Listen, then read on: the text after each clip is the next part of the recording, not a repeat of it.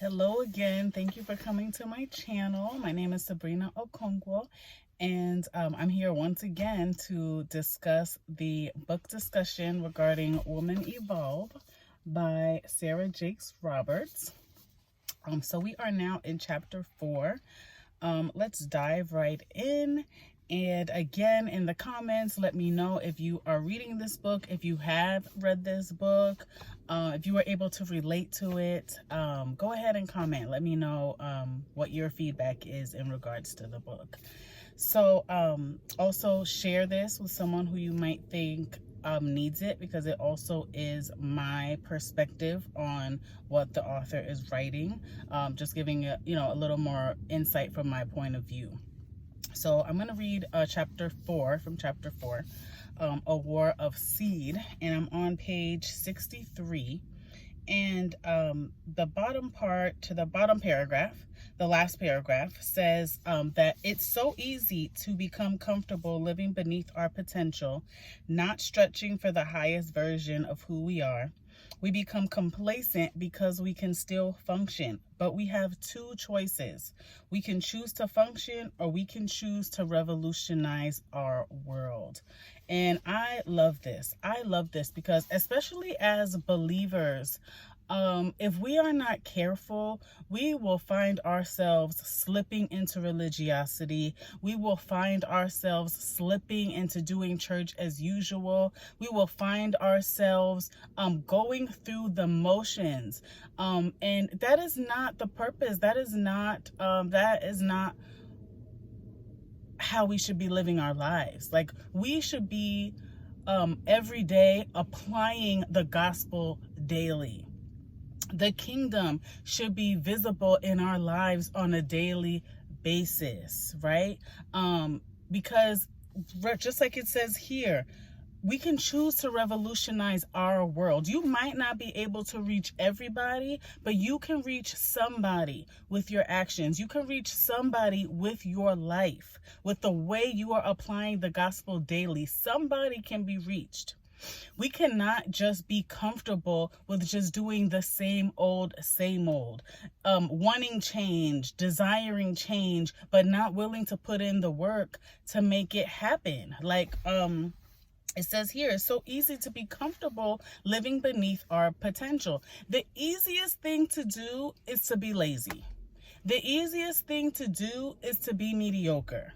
The easiest thing to do is to just complain day after day about how you don't like this, about how you don't like that. That's the easiest thing to do. But what are you getting out of that? It seems like it's easy, but what are you getting out of it? Are you going to sleep fulfilled at night? Are you waking up the next morning ready to walk this gospel out, ready to apply this gospel to your daily life? If you are not excited, if you're not waking up excited about walking out this daily life, you really need to stop and think. You really need to stop and think, okay, God, has my path gone crooked? If it has, can you help me to make it straight again? God, what is your purpose? Can you remind me, God, what your purpose is? Or if you didn't even know in the first place what your purpose is, that's a good place to start. We should be applying the gospel daily to our lives. We cannot possibly live to our fullest potential, right, of God's purpose for us if we're living beneath, what does it say here? If we're living beneath our potential. We cannot possibly be happy if we're living beneath our potential. I refuse to believe that.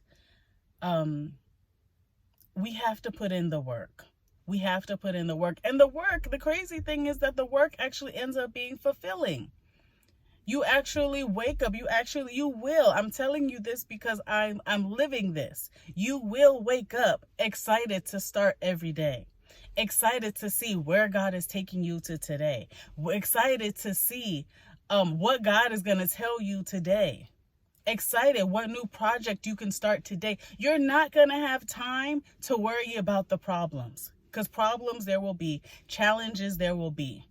It takes effort to change your mindset. It takes effort to change your habits. But when you will start to see the fruit, the Bible does not lie when it says we reap what we sow. If you don't sow anything, don't expect to get anything.